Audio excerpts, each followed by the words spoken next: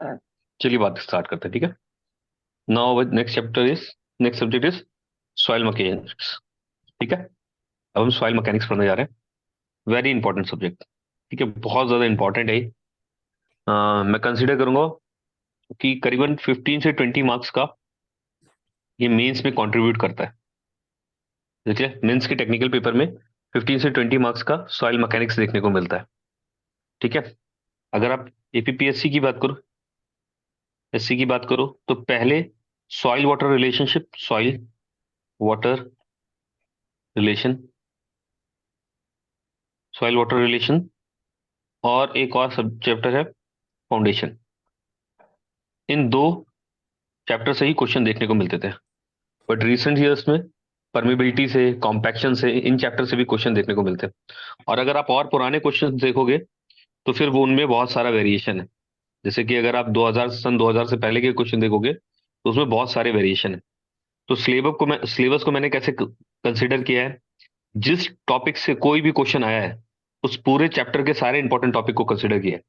जैसे अगर उन्होंने एक बार शेयर स्ट्रेंथ ऑफ सॉइल से पूछा है, अगर उन्होंने एक बार शेयर स्ट्रेंथ ऑफ सॉइल से कोई क्वेश्चन पूछा है, व्हाट हैव डन इज, मैंने shear strength of soil chapter का जितना भी इंपॉर्टेंट पार्ट है जो एई एग्जामिनेशन में दूसरे स्टेट में आता है, उस सभी को अपने सिलेबस में इंक्लूड करा है। तो इस वजह से मैं करीबन इसमें 10 चैप्टर जितना पढ़ाऊंगा। Going to discuss near about 9 to 10 chapters. ठीक है, 9 to 10 चैप्टर्स में इसमें पढ़ाऊंगा और तो कंप्लीशन इंपॉर्टेंट है। इज इट, इसके बिना सिलेक्शन नहीं होने का है। ये सबसे ज्यादा इंपॉर्टेंट, मतलब आरसीसी हो गया, सॉइल हो गया, सोम हो गया, इनसे श्योर शॉर्ट क्वेश्चन पेपर में आपको 15 से 20 मार्क्स का कंट्रीब्यूशन देखने को मिलता ही है। तो इनको तो हमें जरूर करना है। ठीक है क्या? तो ये तो हो गया अरुणाचल में वेटेज कितना है, ये सारी बात। अब मैं बात करता हूँ soil mechanics as an subject की। तो पहले दो सब्जेक्ट थे, एक था सॉलिड मैकेनिक्स और एक था फ्लूइड मैकेनिक्स। ठीक है, तो ऑलरेडी दो तरह की मैकेनिक्स थी। कौन कौन सी? सॉलिड मैकेनिक्स और फ्लूइड मैकेनिक्स। फिर कार्ल तरजागी करके एक साइंटिस्ट है, कार्ल तरजागी करके एक साइंटिस्ट है, और उन्होंने एक नया टर्म कॉइन अप किया, सॉइल मैकेनिक्स। उन्होंने कहा हम सॉइल को ना सॉलिड में पढ़ सकते हैं ना फ्लूइड में पढ़ सकते हैं। तो इसे सॉलिड मैकेनिक्स में भी नहीं पढ़ा जा सकता, इसे फ्लूइड मैकेनिक्स में भी नहीं पढ़ा जा सकता, because soil behaves at both. Soil दोनों की तरह बिहेव करती है, ये फ्लूइड की तरह भी बिहेव करेगी और सॉलिड की तरह भी बिहेव करेगी। As it behaves like both, हमने एक अलग ही ब्रांच बना दी इसकी। कौन सी ब्रांच बना दी? Soil mechanics. ठीक है क्या? तो soil mechanics as an subject क्यों ओरिजिनेट हुआ? क्योंकि सॉइल दोनों की ही प्रॉपर्टी शो करता है। फ्लूइड मैकेनिक्स की प्रॉपर्टी भी शो करता है और सॉलिड्स मैकेनिक्स, सॉलिड्स की भी प्रॉपर्टी भी शो करता है। फ्लूइड की भी प्रॉपर्टी शो करता है और सॉलिड की भी प्रॉपर्टी शो करता है, इसीलिए soil mechanics as an subject बनाना पड़ा। ठीक है क्या यहां तक? Is it clear? तो आप जब देखोगे मैं सॉइल को डिस्कस करूंगा तो इसमें जो मैं टर्म्स डिस्कस करूंगा वो सारी की सारी टर्म्स आपने अपने बीटेक प्रोग्राम में पढ़ रखी होंगी, सॉलिड मैकेनिक्स में या फिर फ्लूइड मैकेनिक्स में। उन्हीं टर्म्स की रेफरेंस निकाल निकाल के मुझे सॉइल में यहाँ पे पढ़ानी है। ठीक है, उन्हीं टर्म्स की रेफरेंस निकाल निकाल के मुझे यहाँ सॉइल में आपको पढ़ाना है। ठीक है, स्टार्ट करता हूं मैं। जो थ्योरी है वो मैं लिख के दे रहा हूँ, न्यूमेरिकल में आपके प्रैक्टिस कराऊंगा। क्या सॉइल मैकेनिक्स किसने कॉइन किया था? डॉक्टर कार्ल तरजागी ने किया था 1925 में। तो ये अगर आप ब्रांच देखो तो ये 70 साल उधर हो गए, 75 साल और 20 साल इधर। 100 ईयर ओल्ड ब्रांच है soil mechanics. Getting my point? Near about 100 year old branch है सॉइल मैकेनिक्स। अगर आप स्ट्रेंथ ऑफ मैकेनिक्स देखेंगे, सॉलिड मैकेनिक्स देखेंगे या फ्लूइड मैकेनिक्स देखेंगे, तो 500-600 साल पुरानी ब्रांचेस हैं ये। Getting my point? तो सॉइल मैकेनिक्स में क्या है, एकदम नई फ्रेश ब्रांच है। किसी भी एक ब्रांच के लिए 100 ईयर्स कुछ नहीं होता। Getting my point? 100 years is nothing. तो क्या कहना चाह रहे हो सर, आप क्या एस्टेब्लिश करना चाह रहे हो? मैं कहना चाह रहा हूँ इसमें जो थ्योरीज हम पढ़ रहे हैं, जो अंडरस्टैंडिंग अभी हमारे पास है, वो 100% एक्यूरेट है ऐसा नहीं है। अभी भी नई नई बुक्स में नई नई चीजें आ रही हैं। जैसे मान लीजिए मोर कोलाम थ्योरी आई, तो थोड़े दिन बाद क्या करना पड़ा, मोर कोलाम थ्योरी गलत हो गई, थोड़े दिन बाद उसे मॉडिफाई करने करके क्या करना पड़ा, मॉडिफाइड मोर कोलाम थ्योरी करनी पड़ी। तो अभी भी इसमें थ्योरीज में मॉडिफिकेशन जारी जारी है। अभी भी लॉ बहुत सारे स्टैब्लिश नहीं हो पाए, ठीक है क्या? It is a new branch. अगर मैं सॉइल टर्म की बात करूं तो इसे कैसे डिफाइन किया जाता है? Soil engineer defined as unconsolidated material. ये अनकंसोलिडेटेड मटेरियल है, यानी कि इसके अंदर कुछ ना कुछ वॉइड्स अवेलेबल है। Composed of soil particles produce by disintegration of rocks. तो ये कैसे बनती है? डिसइंटीग्रेशन ऑफ रॉक्स से बनती है। डिसइंटीग्रेशन का मतलब क्या है? वेदरिंग ऑफ रॉक से क्या मिलने वाला है हमको? सॉइल मिलने वाला है, ठीक है क्या? तो सॉइल अनकंसोलिडेटेड मटेरियल होता है। अनकंसोलिडेटेड मटेरियल से क्या अंडरस्टैंडिंग है? इसमें वॉइड्स होंगे ही होंगे, ठीक है क्या? सी, अगर आपसे मैं बात करूं तो जियोटेक इंजीनियरिंग एक पार्ट है। एक क्या है? जियोटेक इंजीनियरिंग है, इंजन, ठीक है। इसके दो सब ब्रांच है। एक है सॉइल मैकेनिक्स और दूसरी कौन सी है? रॉक मैकेनिक्स,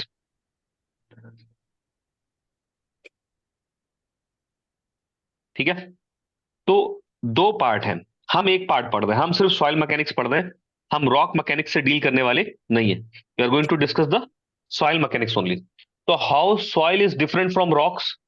रॉक्स के अंदर वॉल्यूम ऑफ वॉइड जीरो हो सकता है, बट सॉइल के अंदर वॉल्यूम ऑफ वॉइड कभी भी जीरो नहीं हो सकता। Is it clear? सॉइल के अंदर वॉल्यूम ऑफ वॉइड कभी भी जीरो नहीं हो सकता। तो जब कभी भी मैं सॉइल बोलूंगा तो आपको इस बात को ध्यान रखना है कि सॉइल रॉक से कैसे डिफर करती है।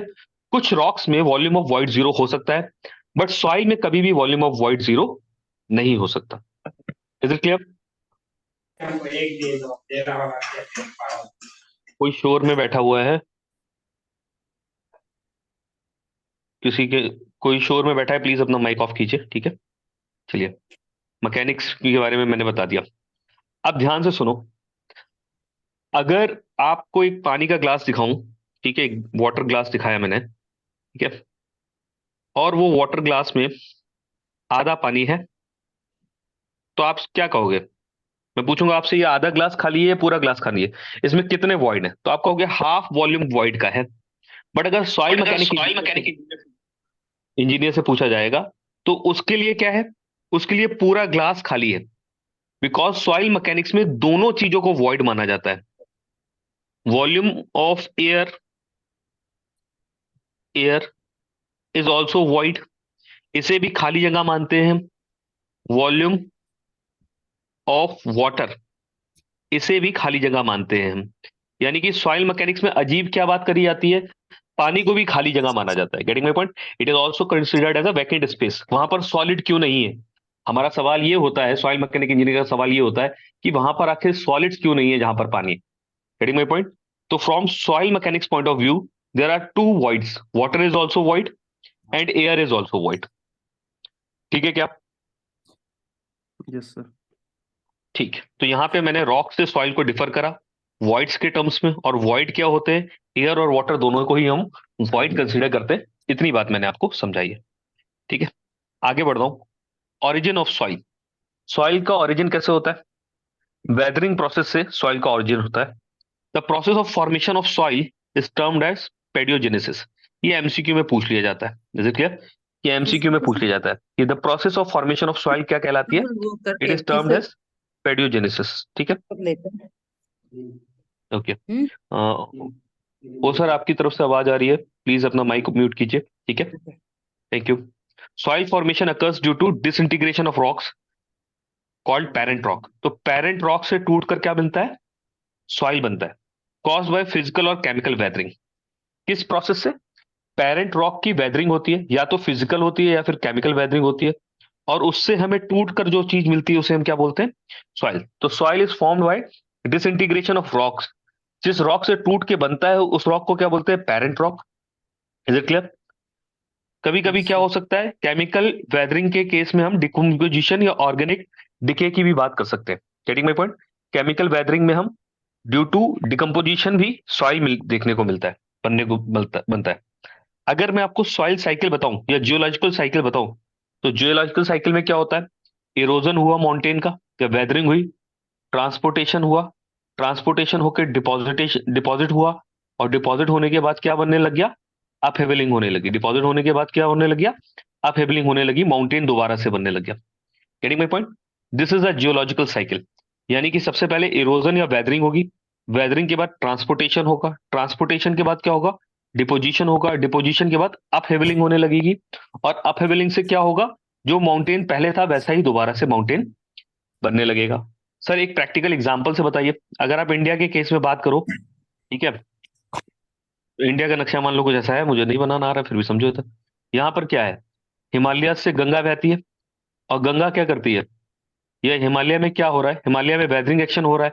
कैसे वेदरिंग एक्शन हो रहा है, वेदरिंग एक्शन हो रहा है ग्रेविटी की वजह से, फिजिकल, ठीक है। वेदरिंग एक्शन हो रहा है फ्रीजिंग एंड थॉइंग की वजह से, बर्फ की वजह से क्या हो रहा है, पहाड़ टूट रहे हैं। तो जब पहाड़ टूट के वेदरिंग हो रही है, उसके बाद सॉइल पार्टिकल का ट्रांसपोर्टेशन हो रहा है। ट्रांसपोर्टेशन किसकी मदद से हो रहा है, गंगा रिवर की मदद से, ब्रह्मपुत्रा रिवर की मदद से। अब ये ब्रह्मपुत्रा रिवर जाके कहाँ गिर रही है, ट्रांसपोर्ट करके सॉइल को लेके आ रही है बे ऑफ बंगाल में, और बे ऑफ बंगाल में क्या बन के निकल रहे हैं, सुंदरवन डेल्टास। तो ये क्या हुआ, इरोजन हुआ, इरोजन के बाद ट्रांसपोर्टेशन हुआ, ट्रांसपोर्टेशन के बाद डिपोजिशन हुआ, डिपोजिशन के बाद अपहीवलिंग हुई, और अपहीवलिंग से हमें क्या देखने को मिलने लगे, अब हमें सुंदरवन डेल्टास देखने को मिलने लगे। यानी कि सॉइल प्रोसेस एग्जिस्ट करती है, इसका एक प्रैक्टिकल एग्जांपल भी मैंने आपको बताया। अगर आप जियोलॉजिकल साइकिल की लाइफ स्पान की बात करें, तो ये हमारी लाइफ स्पान जितना नहीं है। ऐसा नहीं है कि 100 साल के अंदर बुढ़े हो गए, मर गए। Getting my point? ये जो सॉइल की फॉर्मेशन की साइकिल है, ये हजारों साल की है, 10,000 साल, 500 साल। तो 500 साल, 1,000 साल, 2,000 साल, 5,000 साल में जाके मिट्टी बनती है। तो हमने कभी अपने सामने बनते हुए नहीं देखी, बट भी इसका एक प्रूफ है कि हाँ, सुंदरबन डेल्टास अगर निकल के आ रहे हैं, इसका मतलब क्या है, जियोलॉजिकल साइकिल एग्जिस्ट करती है। ठीक है क्या, इज इट क्लियर?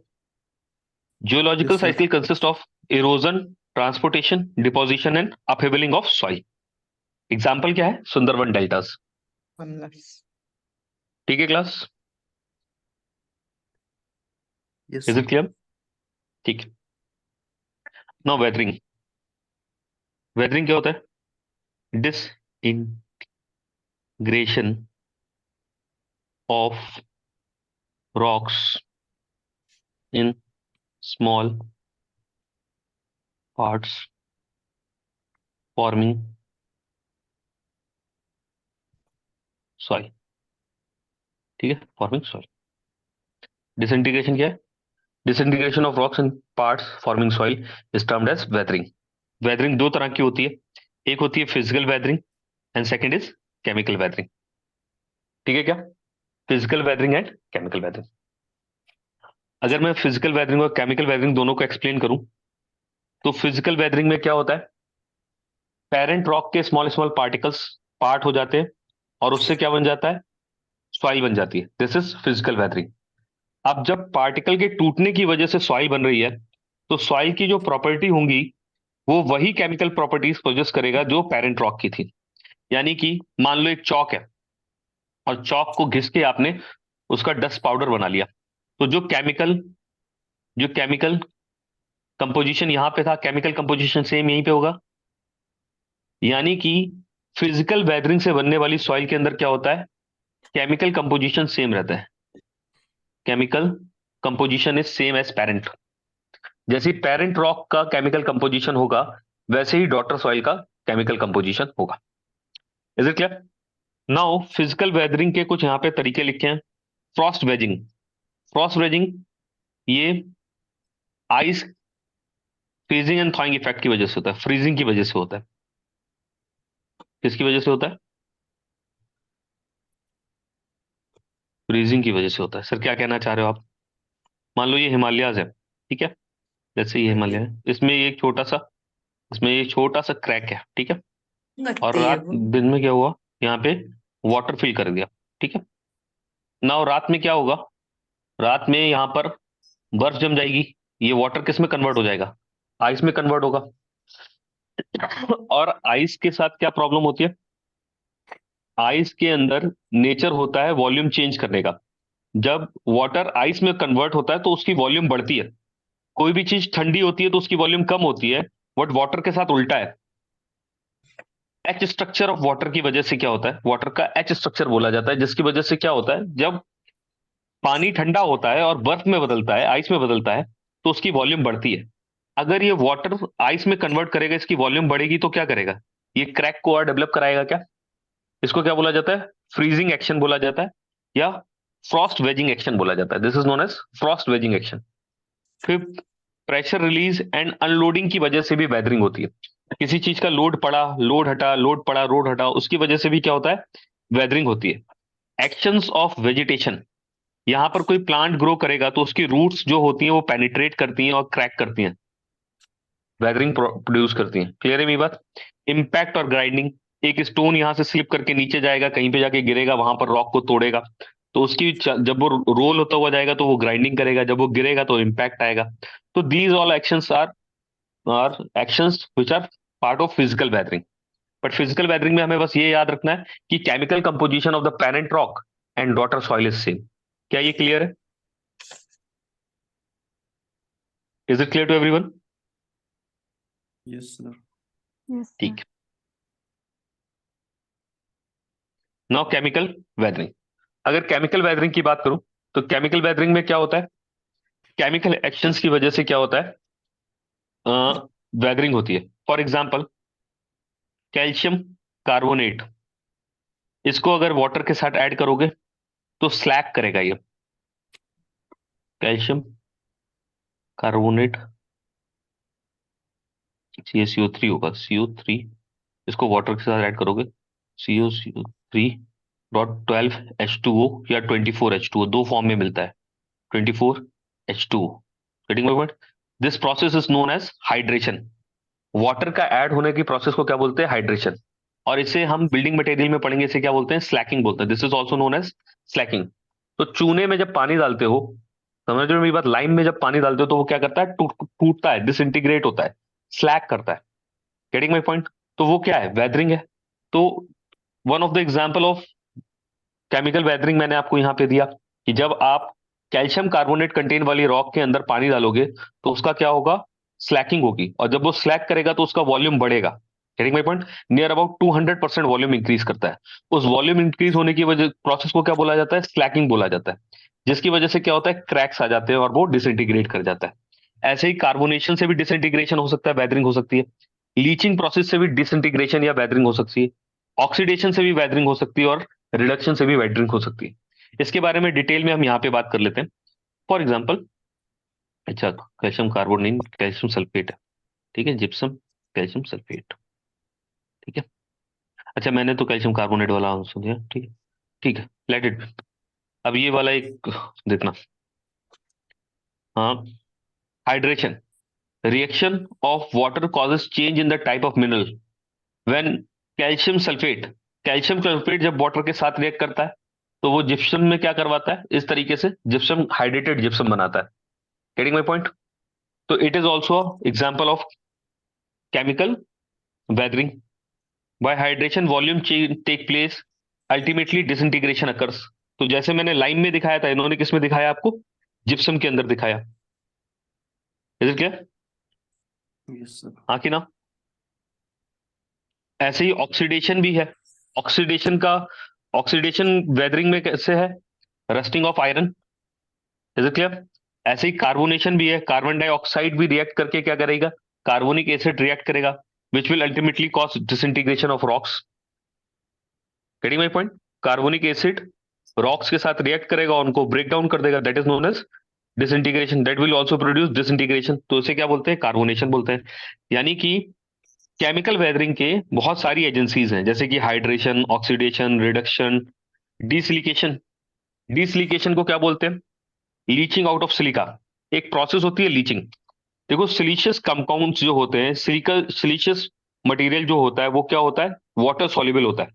तो अगर रॉक के अंदर सिलिका प्रेजेंट होगा तो वाटर आने से क्या होगा, सिलिका उसके साथ मिक्स हो जाएगा, डिसॉल्वेबल कंपाउंड होता है सिलिका का, वो मिक्स हो जाएगा और सॉइल से बह जाएगा। जिसकी वजह से सॉइल के अंदर, रॉक्स के अंदर क्या हो जाएंगे, वॉइड्स हो जाएंगे, जिसकी वजह से क्या हो जाएगा, वो डिसइंटीग्रेट हो जाएगी। तो सिलिका के बह जाने की प्रोसेस को लीचिंग भी बोलते हैं या डिसिलिकेशन भी बोलते हैं। लीचिंग क्या है, water soluble parts are dissolve and wash out. Leaching क्या है, वाटर soluble पार्ट्स रॉक से डिजॉल्व होते हैं और वॉश आउट कर जाते हैं, this is termed as leaching. ठीक है क्या? Yes sir. अभी तक कोई डाउट होने से पूछिए।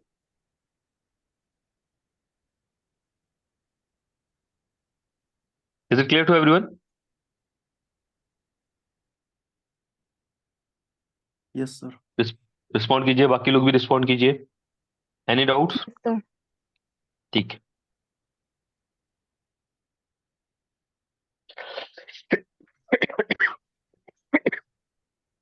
अब मेरी बात ध्यान से सुनना जरा। द केमिकल, अच्छा इसके बारे में मैं बता दूंगा आपको। ये लीचिंग के मैंने कुछ एग्जांपल्स दे रखे हैं, नॉट इतना डिटेल में जाने की जरूरत नहीं है, पहले मेरी बात ध्यान से सुनो। जब लीचिंग होती है ना, और आप लोग कोई भी पीपीटी मत पढ़ना प्लीज, मेरे साथ रीड पढ़ाई करेंगे। स्लाइड पढ़ने के लिए आप लोग नहीं है, ठीक है? मैं एक एक चीज को डिस्कस करूंगा, मेरे साथ पढ़िएगा। पहले हम लीचिंग को देखते हैं। देखो, leaching is a very important phenomena. Leaching की वजह से क्या होता है, लेटराइट सॉइल भी बनती है। लीचिंग की वजह से क्या होता है, बहुत सारी अच्छी अच्छी प्रॉपर्टीज के बारे में हम बात कर सकते हैं। फॉर एग्जाम्पल, ध्यान से सुनना। जब आप रॉक के अंदर देखोगे, when there is a rock, और रॉक की केमिकल वेदरिंग हुई, क्या हुई? रॉक की केमिकल वेदरिंग हुई और इसमें लीचिंग हो गई। लीचिंग होने से क्या होगा, जितने भी सिलिशियस पार्टिकल्स हैं, जितने भी सिलिका वाले पार्टिकल हैं, या जितने भी डिसॉल्वेबल सॉल्ट्स हैं, ये सब वॉश आउट कर जाएंगे। और यहां पर क्या बचेगा? हैवी पार्टिकल्स बचेंगे। क्लियर है मेरी बात? जो भी डिसॉल्वेबल सॉलिड्स होते हैं जनरली वो लाइट इन वेट होते हैं, और वो पानी के साथ मिलके बह के चले गए। अब यहां पर बैक में रह क्या गया? जो रह गया पार्ट, वो हैवी मिनरल्स रह गए क्या? हाँ कि ना? Yes, sir. इसी वजह से लीचिंग प्रोसेस से बनी हुई सॉइल की स्पेसिफिक ग्रेविटी बहुत हाई होती है, क्योंकि उसका मिनरल कंटेंट बहुत हैवी मिनरल वाला होता है। Getting my point? क्योंकि लाइट मिनरल्स डिसॉल्व होकर बह के चले जाते हैं। ज्यादातर डिसॉल्वेबल मिनरल्स लाइट इन वेट होते हैं, वो डिसॉल्व होकर बह के वॉश आउट हो जाते हैं। तो बाकी जो रह जाता है लीचिंग के बाद, जो सॉइल बचती है, वो जो सॉइल बनती है लीचिंग प्रोसेस के बाद, वो सॉइल जनरली कैसी होती है? That is very contagious and very mossy. इसी वजह से उसकी स्पेसिफिक ग्रेविटी बहुत ज्यादा होती है। क्लियर है क्या मेरी बात? Yes, sir. अब स्पेसिफिक ग्रेविटी क्या होती है, जब आप ये बात पढ़ोगे आगे जाके तो और अच्छे से क्लियर होगा। मैं अभी एक बार के लिए बता दिया आपको, ठीक है? तो क्या है, the chemical process result in change in the minerals from parent rock due to action of water, specially it contains acid, alkali, ये। तो जब भी एसिड वगैरह प्रेजेंट होता है, तो केमिकल प्रोसेस की वजह से जो सॉइल बनती है, उसके जो पार्टिकल्स होते हैं, उसमें केमिकल चेंज आ जाता है। पेरेंट रॉक का अलग नेचर होता है, और डॉटर सॉइल के पार्टिकल्स का केमिकल कंपोजिशन अलग होता है। Chemical weathering results in the formation of crystalline particles colloidal size less than 2 microns, known as clay minerals, keolite, elite and montmorillonite। क्या कहना चाह रहे हैं? केमिकल वेदरिंग की वजह से क्रिस्टलाइन पार्टिकल्स बनते हैं, जो बहुत छोटे होते हैं, कोलाइडल साइज के होते हैं, और उन्हें हम क्ले मिनरल्स बोलते हैं, such like kaolinite, illite and montmorillonite. Clear है मेरी बात?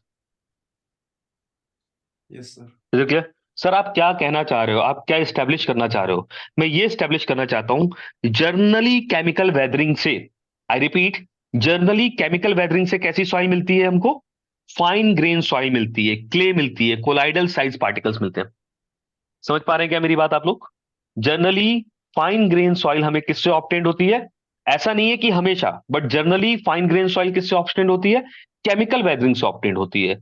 और कोर्स ग्रेन सॉइल किससे ऑब्टेन्ड होती है? फिजिकल वेदरिंग से ऑब्टेन्ड होती है। क्लियर है मेरी बात? तो यहाँ पे मैं लिख रहा हूं, Yes. इस स्टेटमेंट का मतलब क्या है? Fine grain soil is obtained from chemical weathering. Generally fine grain soil is obtained from chemical weathering. ठीक है क्या? Yes, sir. और लोग भी कोई माइक ऑन करो, मेरे से बात करो, ऐसे मैं पढ़ा नहीं पाऊंगा, बहुत मजेदार सब्जेक्ट है, अच्छे से पढ़ना है आप लोग को, ठीक है? और मेरी बात सुनना, अब ये बात सुनना जरा। क्या fine grain soil chemical weathering से बन रहा है, और केमिकल वेदरिंग में प्रोसेस लीचिंग भी इन्वॉल्व है क्या? Yes, sir. अगर लीचिंग प्रोसेस इन्वॉल्व है, इसका मतलब क्या है? जो लाइट सॉल्युबल मिनरल्स हो गए होंगे, वो वॉश आउट हो गए होंगे, और सिर्फ हैवी मिनरल्स बचे होंगे। और अगर सिर्फ हैवी मिनरल्स बचे हुए होंगे, तो स्पेसिफिक ग्रेविटी ज्यादा होगी। इतना समझ लो बस। क्लियर है मेरी बात? तो generally specific gravity, spec gravity of fine grain soil is more than coarse grain soil.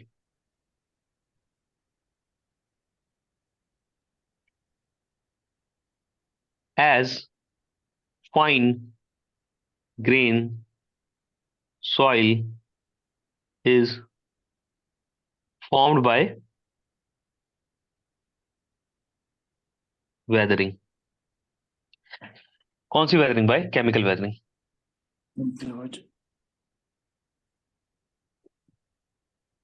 weathering. ज्यादातर fine grain soil chemical weathering से बनती है, और केमिकल वेदरिंग से बनने की वजह से उसमें लीचिंग हुई होगी, और लीचिंग हुई होगी तो उसके जो मिनरल्स बचे हैं वो हैवी मिनरल्स होंगे, और जिनके मिनरल्स हैवी होते हैं उनकी स्पेसिफिक ग्रेविटी ज्यादा होती है, इसीलिए फाइन ग्रेन सॉइल की स्पेसिफिक ग्रेविटी ज्यादा होती है। क्या ये बात कोरिलेट कर पा रहे हैं? It is a very important MCQ. Yes. आप बहुत जगह इसी एमसीक्यू को गलत पाएंगे, टीचर्स ही इसको गलत बता देते हैं बहुत सी बार। मैं भी पहले इसको गलत बताता था। क्लियर है मेरी बात? अब मेरे पास बेटर अंडरस्टैंडिंग है तो मैं सही चीज बता रहा हूँ आपको। ठीक है क्या? आगे बढ़ता हूं मैं। Yes, sir. Yes, sir. Difference between physical weathering and chemical weathering क्या? In physical weathering mineral composition constituent of the parent rocks remain unchange preserved in the soil. ये बात मैं बता चुका हूं। केमिकल वेदरिंग में क्या होता है? Mineral constituent gate modified and change and the soil from the parent rocks. तो जो सॉइल के केमिकल कंस्टिट्यूएंट्स होते हैं वो पैरेंट रॉक से डिफरेंट होते हैं। Sand and gravel is form by physical weathering, I have already discuss this. Clay and silt up to some extent are formed by chemical weathering. तो generally chemical weathering से clay और silt देखने को मिलते हैं, और फिजिकल वेदरिंग से sand और ग्रेवल्स देखने को मिलते हैं। क्या ये बात क्लियर है? Yes, sir. Is it clear to everyone? Yes, sir. चलिए Yes, sir. नाउ अलग चीजों की बात करते हैं।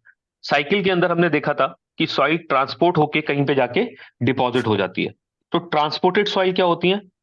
आफ्टर वेदरिंग जो सॉइल ट्रांसपोर्ट होकर डिफरेंट डिफरेंट मीडियम से एक जगह से दूसरी जगह चले जाती है, ऐसी सॉइल को क्या बोलते हैं हम? Transported soil. अब ट्रांसपोर्ट कुछ एजेंसी से हो सकती है, वाटर से हो सकती है, एयर से हो सकती है, स्नो से हो सकती है, ग्रेविटी से हो सकती है। क्लियर है मेरी बात? Yes, sir. अब मुझे बताओ ट्रांसपोर्टेशन की वजह से किन चीजों पर फर्क पड़ेगा? मैं कह रहा हूं सॉइल के इंडिविजुअल ग्रेन पर, इंडिविजुअल ग्रेन के ग्रेन साइज, शेप, टेक्सचर, ठीक है, एंगुलरिटी, इन सारी चीजों के ऊपर फर्क पड़ेगा। किसकी वजह से? ट्रांसपोर्टेशन की वजह से। अगर ट्रांसपोर्टेशन का मीडियम अलग होगा, सॉरी, अगर ट्रांसपोर्टेशन का मीडियम अलग होगा तो क्या देखने को मिलेगा? पार्टिकल का शेप, साइज, टेक्सचर और एंगुलरिटी अलग होगी। फॉर एग्जाम्पल, अगर मैं आपसे कहूं, और ग्रेडेशन भी अलग होगा, है ना? ग्रेडेशन, ग्रेडेशन देखना जरा। आप ये बताओ, वाटर से ट्रांसपोर्ट होने वाली सॉइल यूनिफॉर्म साइज की होगी या वेल ग्रेडेड होगी? आई रिपीट, अगर कोई सॉइल वाटर से ट्रांसपोर्ट होकर बन रही है तो उसके जो पार्टिकल्स होंगे वो यूनिफॉर्म साइज के होंगे या उनके अंदर ग्रेडेशन ज्यादा होगा? इन कंपैरिजन टू, अगर कोई सॉइल एयर से ट्रांसपोर्ट होकर डिपॉजिट हो रही है, वो ज्यादा यूनिफॉर्म होगी या ज्यादा ग्रेडेशन होगा?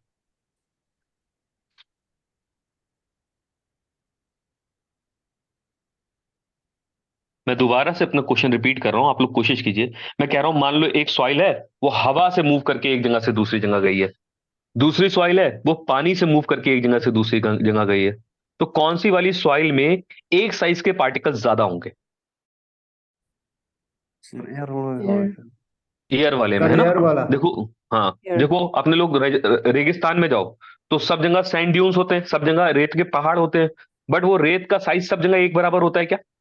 बट हम लोग यहाँ नदी जाते हैं तो नदी के पास देखोगे इतना बड़ा बड़ा पहाड़ भी होता है, छोटा छोटा स्टोन्स भी होता है, स्मॉल सैंड भी होता है। बिकॉज वाटर की जो फोर्स है उसकी रेंज बहुत वेरी करती है। वाटर की फोर्स बहुत हैवी भी होती है और बहुत माइल्ड भी होती है। जब पानी भर के चल रहा होता है तो बड़े से बड़ा पहाड़ को मूव करा कर सकता है पानी, और जब पानी कम चल रहा होता है तो वो छोटे छोटे पार्टिकल को मूव करा पाता है। Am I clear? Where else wind, wind की इंटेंसिटी कोई बहुत हाई नहीं चलती अर्थ के ऊपर, गेटिंग माई पॉइंट। तो वो रेत को ही इधर से उधर मूव करा सकता है, ऐसा नहीं है पहाड़ को हवा इधर से उधर उठा के ले जा रही है। Are you getting my point? इसीलिए यूनिफॉर्म ग्रेडेशन, यूनिफॉर्म सॉइल देखने को मिलती है जब विंड से बनती है, विंड ट्रांसपोर्ट से बनती है। तो ग्रेडेशन के बारे में हम ट्रांसपोर्टेशन मीडियम से बता सकते हैं। अगर हवा से बन के आई, ट्रांसपोर्ट होके आई है सॉइल, तो उसका ग्रेडेशन कैसा होगा? वो यूनिफॉर्म होगा। और अगर पानी से ट्रांसपोर्ट होके आई है तो उसका ग्रेडेशन कैसा होगा? नॉन यूनिफॉर्म होगा, उसके अंदर वेल ग्रेडेड सॉइल होगी। क्या मेरी बात समझ पा रहे हैं? टेक्सचर के बारे में भी ऐसे ही बोल सकता हूँ, शेप एंड साइज के बारे में भी बोल सकता हूँ। रिवर के पास में आप पार्टिकल देखोगे, ज्यादातर पार्टिकल्स आपको कैसे देखने को मिलेंगे? राउंड इन शेप देखने को मिलेंगे, ठीक है, स्फेरिकल इन शेप देखने को मिलेंगी, क्योंकि वो रिवर बेड में रोल हो के आ रहे हैं, तो उनके एंगल्स सारे टूट गए, उनकी जो एंगुलरिटी थी वो खत्म हो गई थी। बट वहीं आप स्नो जहां पर होती है, ठीक है, जहां ग्लेशियर्स होते हैं, वहां पर आप सॉइल को देखिएगा, वहां पर आप क्या कहते हैं, पार्टिकल्स को देखिएगा, तो वो पार्टिकल्स की सरफेस जो होगी अनब्रश्ड होगी, रफ होगी, रफ टेक्सचर होगा, और उनपे एंगुलरिटी होगी, उनके कोने निकले हुए होंगे। यहाँ पे पत्थर देखो एकदम गोल होता है। और आप यही स्नो एरिया में चले जाओ, ग्लेशियल एरिया में चले जाओ, वहां के जो आप पत्थर उठा के देखोगे, उस पत्थर पे एंगल्स होंगे, एंगुलर होगा। क्यों? वो रोल होके आ रहा है स्नो के अंदर, तो उसका एब्रेशन हुआ ही नहीं। बट कोई चीज पानी के अंदर रोल होके आएगी तो वो जमीन से टकराते हुए आएगी, जिसकी वजह से उसका एब्रेशन हो जाएगा, सरफेस स्मूथ हो जाएंगी। यानी कि टेक्सचर, एंगुलरिटी, साइज, ग्रेडिएशन, ये किस चीज के ऊपर डिपेंड करता है? मोड ऑफ ट्रांसपोर्टेशन के ऊपर डिपेंड करता है। Am I clear? Yes, sir. Next क्या है? Residual soil. वो सॉइल जो अपनी जगह पर पड़ी रह जाती है, किसी भी ट्रांसपोर्ट मीडियम से इधर उधर नहीं जाती है, ऐसी सॉइल को बोला जाता है residual soil. After weathering, if the soil is retained over its parent rock, it is known as residual soil. ठीक है क्या? Yes, sir. Yes, sir. चलिए, type of soil. Now this is more theoretical, ये बहुत ज्यादा theoretical, इसमें कोई बहुत ज्यादा अंडरस्टैंडिंग नहीं है। ये जितने भी पॉइंट लिखे हुए हैं सब एमसीक्यू सही करवाने के लिए लिखे हुए हैं। यहाँ से एक एक मार्क्स के एमसीक्यू कभी भी आ सकते हैं रैंडमली, तो सारे एमसीक्यू के पॉइंट को यहाँ पे मैंने कंक्लूड कर रखा है। फॉर एग्जाम्पल, सबसे पहली सॉइल की बात कर रहा हूँ, alluvial sir soil. Sir previous page को एक बार स्लाइड कर दीजिए ना। ठीक है, देखिए, क्यों? Thank you sir. Next is alluvial soil. Now what is alluvial soil? वो सॉइल जो वाटर ट्रांसपोर्टेड होती है, ठीक है, ट्रांसपोर्टेड सॉइल। वाटर ट्रांसपोर्टेड होती है, किससे ट्रांसपोर्ट होती है? रिवर से ट्रांसपोर्ट होती है, ठीक है। This soil is being deposit from the suspension in running water, suspension in running water से बनती है एल्यूवियल सॉइल, ठीक है। ट्रांसपोर्टेड सॉइल होती है, found along with the river banks, Indo Gangetic plateau. Clear है मेरी बात? जहां जहां गंगा बहती है वहां कौन सी सॉइल ज्यादातर देखने को मिलती है? एल्यूवियल सॉइल, ठीक है। नेक्स्ट सॉइल कौन सी है? लेकेस्ट्राइन सॉइल। लेकेस्ट्राइन सॉइल कौन सी होती है? जो लेक के बेड में डिपॉजिट होती है, ऐसी सॉइल को क्या बोला जाता है? लेकेस्ट्राइन सॉइल। स्टिल वाटर में डिपॉजिट होती है। It is a soil which is deposit in suspension in fresh still water, रुके हुए पानी में जो डिपॉजिट होती है, ठीक है, transported soil. It is also a transported soil, but कहां पर ट्रांसपोर्ट होकर रुक रही है ये? लेक के अंदर, स्टिल वाटर के अंदर। क्लियर है मेरी बात? Yes, sir. अब आप देखोगे मैनी अ टाइम लेकेस्ट्राइन सॉइल के अंदर आपको स्ट्रेटिफिकेशन देखने को मिलेगा। Stratification, what is stratification? Layers में सॉइल बनी हुई होगी। Is it clear? कहां पर? कोल्ड कंट्रीज में, कोल्ड कंट्रीज में, कोल्ड प्लेसेस पे लिख लो, ठीक है। जो मुझसे पढ़ते हैं वो जानते हैं मेरी स्पेलिंग में गड़बड़ होती है, कोई दिक्कत नहीं है, आप लोग सही कर लेना, कंट्री की स्पेलिंग आपको आती होगी, ठीक है। अब देखो कोल्ड कंट्रीज में क्या होता है, ठंडी जगहों पे क्या होता है, मान लो ये लेक है, ठीक है, इट इज अ लेक, और यहां पर ये रहा वाटर टेबल। अब जब गर्मी होगी तो क्या होगा? बारिश हो रही होगी, बारिश का पानी लेक में जा रहा होगा, फिशेस बहुत मोबाइल होंगी, स्टोन्स आके गिर रहे होंगे, गेटिंग माय पॉइंट, डस्ट आके इसमें गिर रही होगी, कोई छोटी सी ड्रेन भी हो सकता है, कोई छोटी सी पानी का नाला भी इसमें आके गिर रहा हो, या नहर इसमें आके, कोई झरना इसमें आके गिर रहा हो। तो इस लेक में कंटिन्यूअस डिस्टर्बेंस हो रहा होगा। अगर कंटिन्यूअस डिस्टर्बेंस हो रहा होगा तो सिर्फ कोर्स पार्टिकल सेटल कर पा रहे होंगे, फाइन पार्टिकल सस्पेंशन में रह जा रहे होंगे। क्लियर है मेरी बात? बट जब विंटर आएगा तो क्या होगा? ऊपर वाली लेयर आइस की हो जाएगी। ऊपर वाली लेयर अगर आइस की हो जाएगी तो क्या होगा? ये सारा का सारा पानी स्टिल हो जाएगा। अब जब ये स्टिल हो जाएगा तो fine colloidal particles like clay, clay की लेयर भी सेटल होने लग जाएगी। जो पार्टिकल्स डिस्टरबेंस की वजह से सेटल नहीं हो पा रहे थे वो पार्टिकल्स भी सेटल होने लग जाएंगे। किसकी लेयर बनने लग गई? ये क्ले की लेयर बनने लगी। पहले किसकी लेयर बनी थी? सैंड या ग्रेवल्स की लेयर बनी थी। सैंड या ग्रेवल्स की लेयर बनी थी। फिर क्या होगा? फिर समर्स आएंगे, फिर से आइस ठंडी हो जाए, गायब हो जाएगी। ठीक है। फिर खूब डिस्टरबेंस होगा। अब जब डिस्टरबेंस खूब होगा तो कौन सी लेयर बनेगी? सैंड की लेयर बनेगी क्या? Is it clear? फिर क्या होगा? विंटर्स में फिर आइस बन जाएगा। आइस बनने की वजह से क्या होगा? फिर हमारी क्ले की लेयर बनेगी। तो फिर से क्या बना? सैंड बना और क्ले बना। अब लेयर्स इतनी थिक नहीं होती जितनी मैंने बताई, बट मैं कुछ सिग्निफाई करना चाह रहा था, कुछ मैं स्टेट करना चाह रहा था, तो मैंने ये डायग्राम बना के दिया आपको। यानी कि कोल्ड कंट्रीज में लेकेस्ट्राइन सॉइल के अंदर क्या देखने को मिलता है? हमें स्ट्रेटिफाइड सॉइल बनती है। Is it clear? विंटर में कौन सी सॉइल कलेक्ट होती है? विंटर में क्लेई सॉइल कलेक्ट होती है। और समर्स में कौन सी सॉइल कलेक्ट होती है? समर्स में हमें क्या कहते हैं? सैंडी सॉइल या ग्रेवली सॉइल कलेक्ट होती है बेस पे। Is it clear? Yes, sir. Next क्या है? Aeolian soil. एओलाइन सॉइल कौन सी सॉइल होती है? वो सॉइल जो एयर से ट्रांसपोर्ट होकर बनती है, दैट इज एओलाइन सॉइल। ठीक है। It is a soil form due to transportation by wind, transported soil. ठीक है क्या? Yes, sir. नेक्स्ट सॉइल कौन सी है? Marine soil. Now what is marine soil? जो मरीन यानी कि सी या वे, वे में, ठीक है, सी वाटर में, वे ऑफ बंगाल जैसे वे, ओशियन, इन सब के नीचे जो सी सॉइल डिपॉजिट होती है वो कौन सी सॉइल होती है? Marine soil. Now what is the difference between lacustrine soil and marine soil? Lacustrine soil के अंदर जो वाटर होता है वो सॉल्टी, प्लेन फ्रेश वाटर होता है। बट मरीन सॉइल के अंदर जो वाटर होता है वो कैसा होता है? सॉल्टी वाटर होता है। Is it clear? कैसा वाटर होता है? सॉल्टी वाटर होता है। That is the difference. Now this difference also play a important role in the characteristics of soil. Soil के अंदर पानी किस तरीके का है, नमकीन पानी है या सादा पानी है, इसके ऊपर भी बहुत सारी चीजें डिपेंड करती हैं।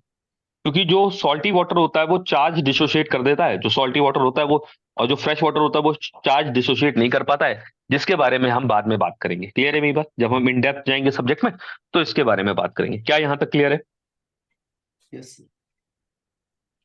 सबको Yes, क्लियर है? sir. बढ़ू आगे? Any doubts? Yes, चलिए, sir. नेक्स्ट क्या है? Glacial soil. वो सॉइल जो ग्लेशियर से ट्रांसपोर्ट होकर बनती है, स्नो या आइस से ट्रांसपोर्ट होकर बनती है, उसे क्या बोलते हैं? Glacier soil. नेक्स्ट कौन सी सॉइल है? कोलिबल सॉइल। कोलिबल सॉइल कौन सी होती है? जो ग्रेविटी से ट्रांसपोर्ट होकर बनती है। ट्रांसपोर्टेशन मीडियम क्या है? ग्रेविटेशनल ट्रांसफोर्स। ठीक है। ऐसी सॉइल को क्या बोलते हैं हम? तालुस सॉइल बोलते हैं। Is it clear? It is generally found in the hills, in the valley, bottom valley near the hilly area. Transported soil. Getting my point? तो तालुस सॉइल कौन सी होती है? फुट हिल्स में देखने को मिलती है या वैली एरिया में देखने को मिलती है, जैसे कि Arunachal Pradesh and foot hills of Himalayas. Getting my point? तो यहां पर अगर पूछेंगे कि ट्रांसपोर्टेशन के पॉइंट ऑफ व्यू से, ट्रांसपोर्टेड सॉइल के पॉइंट ऑफ व्यू से बताओ कि यहाँ की सॉइल को क्या कहना चाहिए, तो we can call it to be a talus soil. Getting my point? Is it clear? यहाँ की Yes, जो sir. Yes, सॉइल है sir. अगर आप उसे ट्रांसपोर्टेशन के टर्म्स से देखें कि ट्रांसपोर्ट होके बनी है, तो आप उसे तालुस बुला सकते हैं। और यहाँ की सॉइल का अगर आप केमिकल कंपोजिशन देखें तो मेरी समझ से उस सॉइल को हम कैसा बुला सकते हैं? लेटराइट सॉइल बुला सकते हैं, क्योंकि यहाँ पर बारिश बहुत होती है जिसकी वजह से यहाँ लीचिंग हो जाती है। और लीचिंग होने की वजह से यहाँ के जब आप पहाड़ देखोगे तो थोड़ी लाल सी मिट्टी दिखती है, लाल और पीली सी, आती ना। तो रेडिश और येलोइश जो सॉइल होती है ज्यादातर, वो कैसी सॉइल होती है? लीच्ड सॉइल होती है। उसके अंदर सिलीशियस मटेरियल बह चुका होता है। और लीच सॉइल कैसी होती है? थोड़ी सी रेडिश और येलोइश कलर की देखने को मिलती है। And that is example of a कैसी soil? Laterite soil. I will discuss it, तो बात करेंगे हम इसके बारे में। बट अभी मैंने बताया कि हाँ, ट्रांसपोर्टेशन के टर्म्स में आप बात करें तो अरुणाचल प्रदेश की सॉइल को आप तालुक सॉइल भी कह सकते हैं। Is it clear? Yes. Next soil कौन सी है? Loess soil. ये क्या है? It is uniformly graded wind blown silt having calcium compound and montmorillonite. इसे कोलेप्सिबल सॉइल भी बोलते हैं, जिसमें कैल्शियम आएगा। सिविल इंजीनियरिंग में याद रखो, जहां भी calcium carbonate, calcium sulphate, calcium देखोगे, कैल्शियम बाइंडिंग प्रॉपर्टी प्रोवाइड करता है। Getting my point?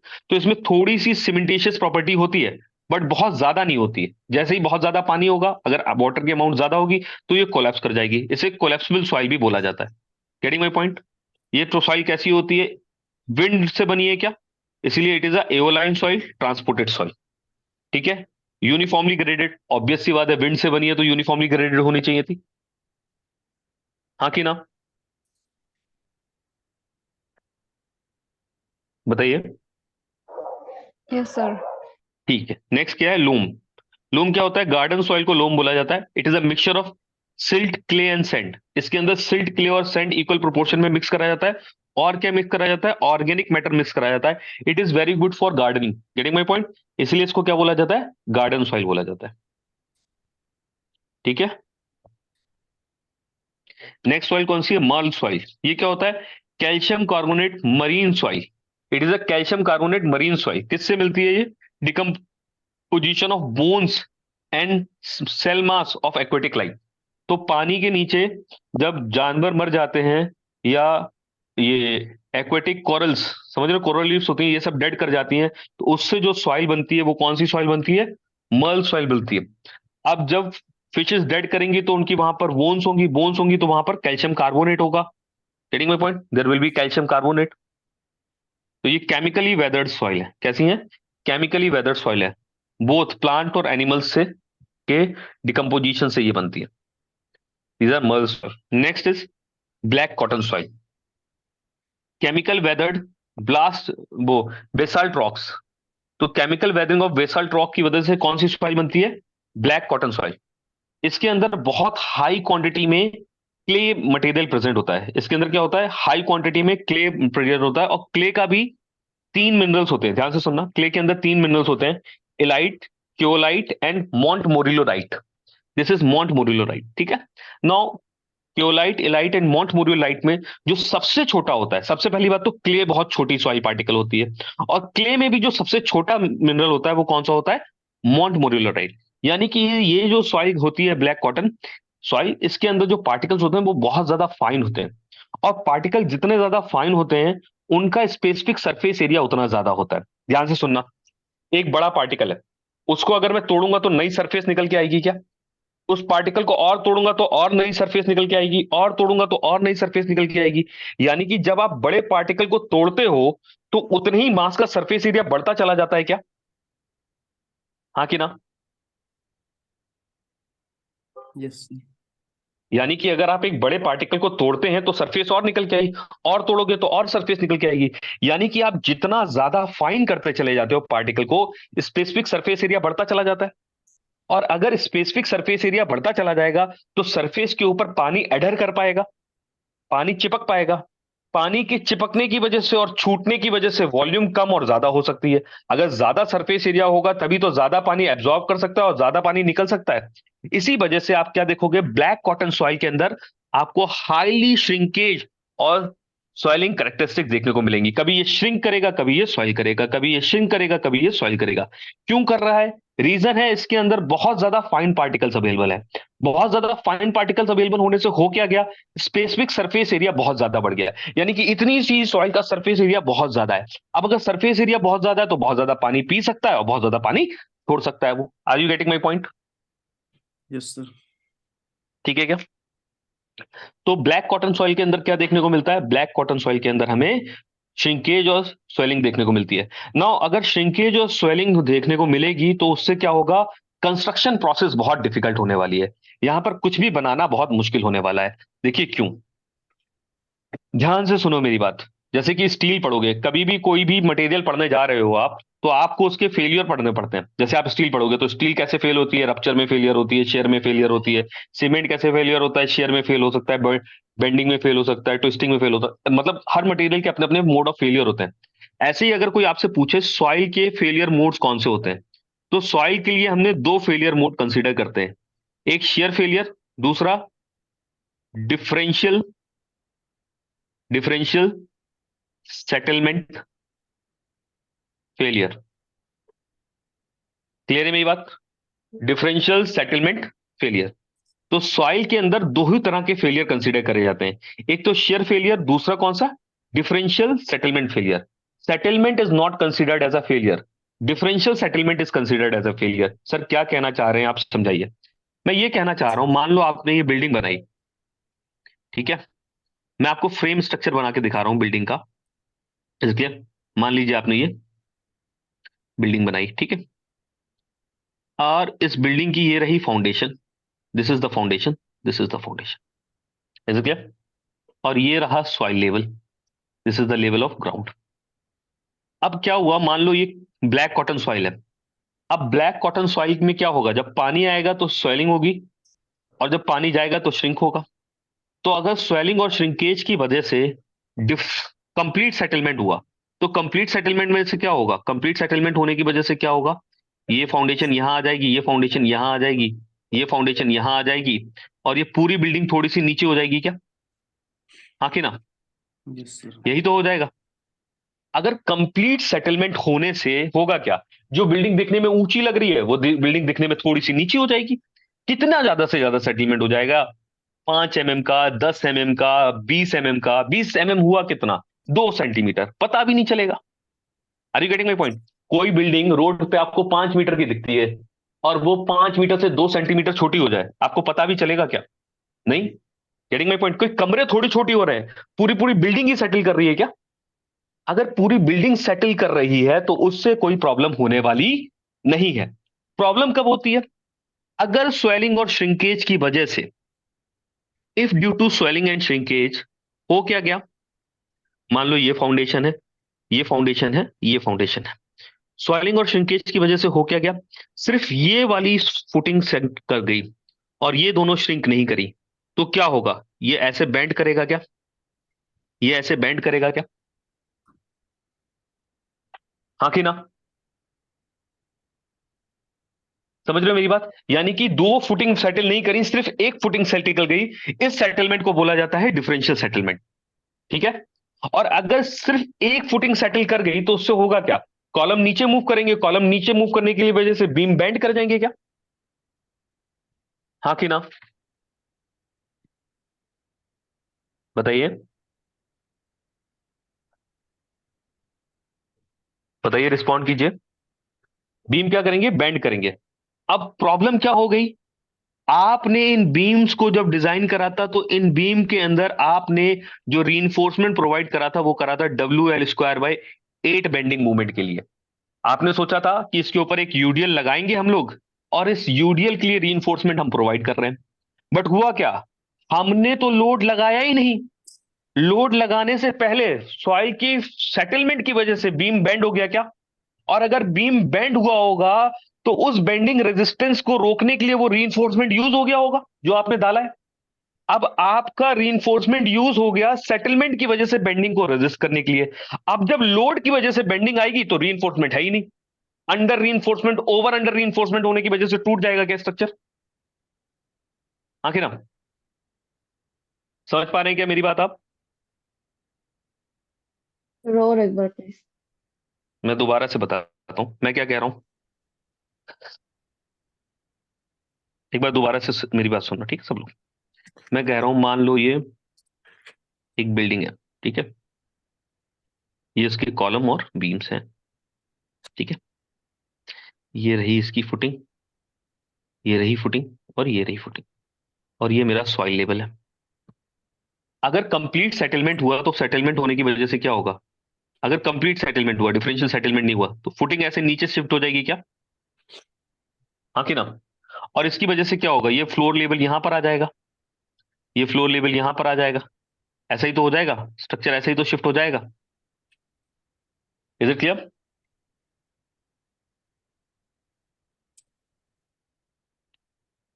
तो दोबारा से बना के दिखाओ डायग्राम, फिर मैं एक बार एक कोशिश और करने दीजिए मुझे थोड़ा सा।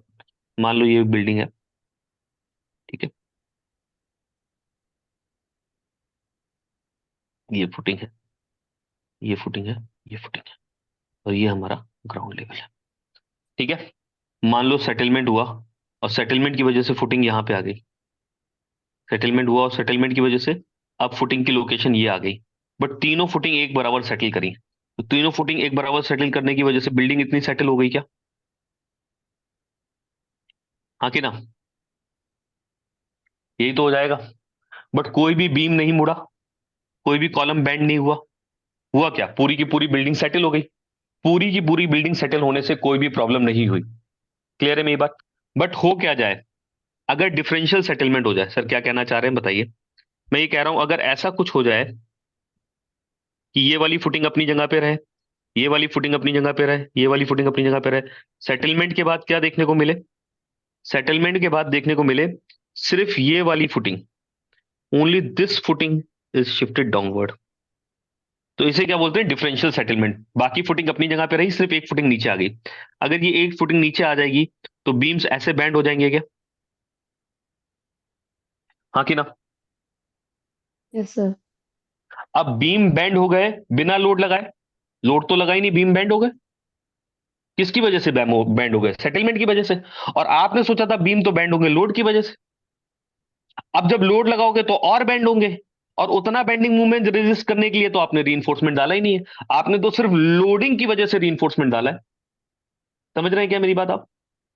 यानी कि डिफरेंशियल सेटलमेंट सॉइल के अंदर फेलियर नहीं कराता, डिफरेंशियल सेटलमेंट क्या करता है? स्ट्रक्चर के अंदर फेलियर करा देता है। बीम टूट जाएगा। बीम को आपने डिजाइन करा था कि आप लोड लगाओगे तब वो बैंड होंगे, बट लोड बिना लगाए ही बीम बैंड हो गए। कैसे बैंड हो गए? डिफरेंशियल सेटलमेंट की वजह से। क्या मेरी बात समझ पा रहे हैं? Yes sir. तो सॉल्यूशन क्या है? ब्लैक कॉटन सॉइल में श्रिंकेज और स्वेलिंग होने की वजह से डिफरेंशियल सेटलमेंट होने के चांसेस बहुत ज्यादा होते हैं। तो सॉल्यूशन क्या होता है? हम एक काम करते हैं, हम सारी की सारी फुटिंग को एक कॉमन प्लेटफॉर्म पे लगा देते हैं। क्या कह रहे हैं सर? एक कॉमन प्लेटफॉर्म प्रोवाइड कर देते हैं। ये सारी की सारी फुटिंग को हम एक ही फुटिंग दे देते हैं, and this is known as mat footing और raft footing. Is clear? This is known as mat footing और राफ्ट फुटिंग। क्या मेरी बात समझ पा रहे हैं आप लोग? तो Yes, black sir. Cotton soil जिसमें स्वेलिंग और श्रिंकेज देखने को मिलती है, उसका कंस्ट्रक्शनल सॉल्यूशन क्या है? उसका कंस्ट्रक्शनल सॉल्यूशन है कि आप उसे किस पे बनाइए? मैट फुटिंग पे या फिर राफ्ट फुटिंग पे बनाइए। ठीक है, मैट फुटिंग और राफ्ट फुटिंग यूज कीजिए। Is it clear to everyone? BT soil में सर क्या कुछ लाइम वगैरह ऐड करता था या कुछ ऐड करता था, कुछ ऐसे भी है क्या सर? हाँ बिल्कुल, that is chemical treatment, that is modification of the soil. आप सॉइल को मॉडिफाई करके भी उसका स्वेलिंग श्रिंकेज को रोक सकते हो। जब मैं आपको क्ले मिनरल्स पढ़ाऊंगा तो मैं आपको बताऊंगा मॉन्ट मोरियलराइट का साथ ऐसा क्या कर सकते हैं कि जिसकी वजह से स्वेलिंग श्रिंकेज रुक जाए। ऑब्वियसली आप लाइम ट्रीटमेंट कर सकते हैं, गेटिंग माई पॉइंट? आप बिटुमिन ट्रीटमेंट कर सकते हैं, आप लाइम ट्रीटमेंट कर सकते हैं ब्लैक कॉटन सॉइल की स्वेलिंग श्रिंकेज को रोकने के लिए, but that is a different aspect, मैं उसे भी डिस्कस करूंगा। क्लियर है मेरी बात?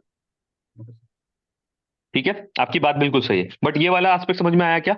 सॉइल के अंदर सिर्फ दो तरह के फेलियर कंसीडर करे जाते हैं, एक तो शेयर फेलियर, दूसरा डिफरेंशियल सेटलमेंट फेलियर। ओके, बढ़ जाऊं आगे? हाँ कि ना? Yes sir. नेक्स्ट सॉइल कौन सी है? Bentonite soil. बेंटोनाइट सॉइल को ड्रिलिंग मड भी बोला जाता है। इसके अंदर भी मॉन्ट मोरिलोलाइट बहुत सारा प्रेजेंट होता है ना। मॉन्ट मोरिलोलाइट बहुत सारा प्रेजेंट होने की वजह से क्या होता है? ये बहुत अच्छी स्लरी बन जाती है, और स्लरी होने की वजह से ये ल्यूब्रिकेशन एक्शन देती है, इसीलिए इसे ड्रिलिंग मड भी बोला जाता है, या बोरिंग वगैरह में यूज करा जाता है। It is a chemically weathered volcanic ash.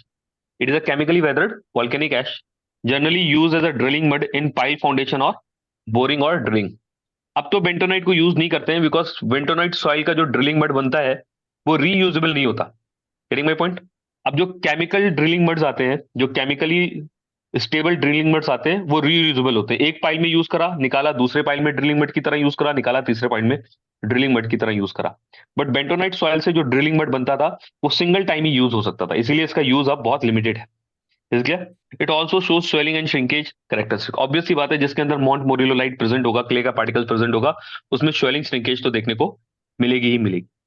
Is it clear? हाँ कि ना? नेक्स्ट क्या है? पीट सॉइल। आप लोग ने क्लास 8 9 10 में टाइप ऑफ कोल पढ़े होंगे, एंथ्रासाइड, वेंथ्रासाइड, लिग्नासाइड, पीट। तो जो सबसे अच्छा कहते हैं कोल होता है वो कौन सा होता है? एंथ्रासाइड। तो वैसे वेंथ्रासाइड ऐसे करके होते हैं, मुझे क्लास 8 9 10 का इतना रिकॉल नहीं कर पाऊंगा, लेकिन हाँ, peat is a type of poor quality coal. बहुत घटिया क्वालिटी का कोल होता है पीट।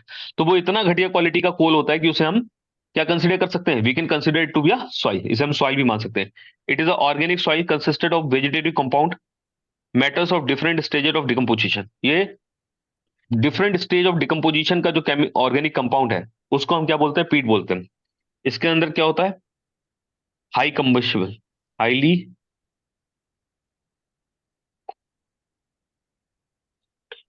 कंबस्टिबल, ठीक है, देख लेना, हाईली कंबस्टिबल, ठीक है। ऑर्गेनिक मैटर होता है, केमिकली वेदर्ड होता है, ब्लैक एंड डार्क कलर होता है, हाईली कंप्रेस, इसकी कंप्रेसिबिलिटी भी बहुत ज्यादा होती है, कंबस्टेबल भी होता है, जल भी सकता है, getting my point. Caloric value इसकी होती है, जल सकता है ये, getting my point. It is like coal, कोयले की तरह होता है ये, ठीक है। नेक्स्ट क्या है, मक। मक क्या है, it is chemically weathered soil which is generally found in the area of sewerage facilities और may be observe after flooding of area, getting my point. Sewerage facility जहां पर होती है, या फिर रिवर में बाढ़ वगैरह आने की वजह से जो सॉइल प्रोड्यूस होती है वो कौन सी होती है, मक सॉइल होती है, ठीक है। It is a chemically weathered soil, इसके अंदर भी ऑर्गेनिक मैटर प्रेजेंट होता है, ठीक है। मक और पीट मिलके एक सॉइल बनाती है जिसका नाम क्या है, क्यूमुलोज, गेटिंग माय पॉइंट। मक एंड सॉइल कंबाइंड होके क्या बनाती है, द मिक्सचर ऑफ पीट सॉइल और मक सॉइल। मक एंड पीट कंबाइन होके क्या बनाती है, क्यूमुलोज सॉइल बनाती है। Is it clear? तो ये डायरेक्ट एमसीक्यू है, is a direct MCQ. Is it clear? Yes, sir. Now मैंने यहाँ पर इन्हीं चीजों को दोबारा से लिखा हुआ है। एलुवियल सॉइल कौन सी होती है, रिवर डिपॉजिट होती है। लेकेस्टाइन सॉइल कौन सी होती है, लेक डिपॉजिट होती है। मरीन सॉइल कौन सी होती है, मरीन सॉइल का एग्जाम्पल क्या है, marl soil deposited in sea. Aeolian soil क्या है, लॉसेस एक एग्जाम्पल है इसका। ग्लेशियल सॉइल कौन सा है, टिल सॉइल। क्लियर है मेरी बात? ऐसे ही ग्रेविटी से बनने वाली सॉइल कौन सी थी, तालुस। अगर ग्रेविटी सॉइल बोले या कोलिबियल सॉइल बोले, वियल सॉइल कौन सी हो जाएगी हमारे पास, तालुस। Is it clear? ठीक है क्या? Yes, sir. Yes, sir. चलिए, नाउ यहां तक आप लोगों को समझ में आया है? अब ये वाला जो पार्ट है ना, इट इज प्योरली थ्योरेटिकल। जो चीजें मुझे इसमें बतानी थी मैंने आपको बता दी। अब मैं न्यूमेरिकल पार्ट की तरफ आगे बढ़ रहा हूं, ठीक है। I am moving towards numerical part, phase system. यहां से मैं क्या स्टार्ट कर रहा हूं, आप नया टॉपिक डाल सकते हैं, soil water relationship, soil water relation, ठीक है। It is a very important topic, 10 marks minimum. या तो एई में या जेई में 10 नंबर का क्वेश्चन आपको इससे देखने को मिलेगा ही मिलेगा, श्योर सर्टन बात। क्लियर है मेरी बात? Is it clear? मुझे इसमें कुछ और बताना है, ध्यान से सुनो। सॉइल वाटर रिलेशन, ठीक है। पेन चेंज करता हूं, ध्यान से सुनना। अगर मैं कहूं सॉइल को एक और तरीके से डिफाइन करके दिखाऊं, तो मैं सॉइल को इस तरीके से भी डिफाइन कर सकता हूं। Soil is a inseparable mixture, soil is an unseparable mixture of solids, soil solids and voids. Soil is an inseparable mixture of solids, जिसको हम क्या बोलते हैं, soil solids and voids, ठीक है। These voids can be water void or air void। तो soil क्या होता है, soil is a mixture of, soil is an inseparable mixture of soil solids and voids। These voids can be water voids or air voids, ठीक है। यानी कि soil होने के लिए सॉइल सॉलिड्स का होना जरूरी है और वॉइड्स का होना जरूरी है। सॉइल में वॉइड सॉलिड से ज्यादा भी हो सकते हैं, सॉलिड से कम भी हो सकते हैं। सॉइल में सॉलिड्स वॉइड से ज्यादा भी हो सकते हैं, कम भी हो सकते हैं, कोई लिमिटेशन नहीं है। सिर्फ एक शर्त है, क्या शर्त है, सॉलिड होने चाहिए और वॉइड होने चाहिए। कितने होने चाहिए इस पे कोई भी लिमिटेशन नहीं है, दोनों होने चाहिए, दोनों जीरो नहीं हो सकते। क्लियर है मेरी बात? हाँ कि ना? Yes, sir. सर आप क्या स्टेब्लिश करना चाह रहे हो? मैं ये कहना चाह रहा हूं कि मैं अपने वॉशरूम में से एक पानी की बकेट लेके आऊं और उस बकेट के अंदर पानी भर रखा है मैंने, गेटिंग माई पॉइंट। और चुपचाप से मैं अपनी जेब से निकाल के इसके अंदर 2-4 ग्रेवल्स गिरा दूं, तो मैं इस पूरे के पूरे को सॉइल बोल सकता हूं। क्यों? सॉइल के लिए डेफिनेशन सिर्फ इतनी की है कि इसके अंदर सॉइल सॉलिड्स भी होने चाहिए और वॉइड्स भी होने चाहिए। वॉइड सॉलिड से ज्यादा नहीं हो सकते, ऐसा किसी ने नहीं कहा। सॉलिड वॉइड से ज्यादा नहीं हो सकते, ऐसा किसी ने नहीं कहा। सिर्फ इतना कहा कि सॉलिड्स भी होने चाहिए और वॉइड्स भी होने चाहिए। Am I clear? Is it clear? Yes, sir. अब जब मैं सॉइल का एक डायग्राम बना के दिखाता हूं आपको, when I draw a diagram of a soil, तो देखना सॉइल कुछ ऐसा बनाऊंगा मैं। मान लो मैंने एक थ्री फेज सिस्टम लिया। अभी थ्री फेज सिस्टम क्या होता है? ऐसी सॉइल जिसके अंदर तीनों चीजें एग्जिस्ट करें। तीनों चीजें एग्जिस्ट करें का मतलब तीनों स्टेट हो। सॉलिड, सॉलिड के नाम पे क्या होना चाहिए? Soil solids. लिक्विड, लिक्विड के नाम पे क्या होना चाहिए? वाटर। और एयर के नाम पे, गैस के नाम पे क्या होना चाहिए? एयर होना चाहिए। तो मैं कह रहा हूं अगर किसी सॉइल के अंदर तीनों चीजें एग्जिस्ट करें, सॉलिड्स भी हो, ठीक है, सॉलिड पार्टिकल्स भी हैं, सॉलिड पार्टिकल्स भी हैं, सॉलिड पार्टिकल्स भी हैं, इज इट क्लियर? ये क्या हो गए? लेट्स से ये मेरे सॉलिड पार्टिकल्स हो गए, ठीक है। और इसके अंदर क्या है? वाटर भी अवेलेबल है। ये क्या हो गया? लेट्स से ये हमारा वाटर हो गया। ये वॉइड्स में क्या हो गया? हमारा वाटर हो गया। ये वॉइड्स में क्या हो गया? हमारा वाटर हो गया। ये वॉइड्स में क्या हो गया? हमारा वाटर हो गया, ठीक है। तो ये क्या है? वाटर। ये क्या है? सॉलिड। और ये क्या है? एयर। तो ऐसे चीज को हम क्या बोलते हैं? थ्री फेज सिस्टम बोलते हैं। This is termed as three phase system. Three phase क्यों? क्योंकि इसके अंदर तीनों देखने में है। बट मैं इस डायग्राम की मदद से मैथमेटिकल अंडरस्टैंडिंग जनरेट नहीं कर सकता, क्योंकि यहां पे तीनों अनसेपरेबल मिक्सचर की तरह दिखाए जा रहे हैं। तो just to understand it, just for mathematical calculation, इसकी मैथमेटिकल मॉडलिंग कर दूंगा। तो जब सॉइल की मैथमेटिकल मॉडलिंग करी जाती है, तो उस मैथमेटिकल मॉडलिंग को बोलते हैं फेज डायग्राम बनाना। तो अगर मैं इसी सॉइल की मैथमेटिकल मॉडलिंग करके फेज डायग्राम के टर्म्स में बना के दिखाऊं, तो मैं इस सॉइल को कुछ ऐसा बना के दिखाऊंगा। देखना कैसे बना के दिखाऊंगा। मैं सारे सॉलिड्स को मैं सारे सॉलिड्स को एक साथ इकट्ठा कर दूंगा। ये रहे सॉलिड्स। यानी कि ये जितने भी सॉलिड्स हैं ना, ये जितने भी सॉलिड्स हैं, इन सारे सॉलिड्स को मैंने एक साथ इकट्ठा करके यहां नीचे बना दिया। और ये जितना भी वाटर है, ये जितना भी वाटर है, इस वाटर को इसके ऊपर बनाऊंगा। और उसके ऊपर क्या बना दूंगा? मैं एयर बना दूंगा। Is it clear? तो इस तरीके से इस सॉइल को इस तरीके से दिखाने को क्या बोलते हैं? Phase diagram. क्लियर है मेरी बात? अब फेज डायग्राम में दो रूल्स, एक रूल है क्या? पहला रूल है कि वॉल्यूम हमेशा हम लेफ्ट हैंड साइड लिखते हैं, और मास या फिर वेट हमेशा उसके राइट हैंड साइड लिखते हैं।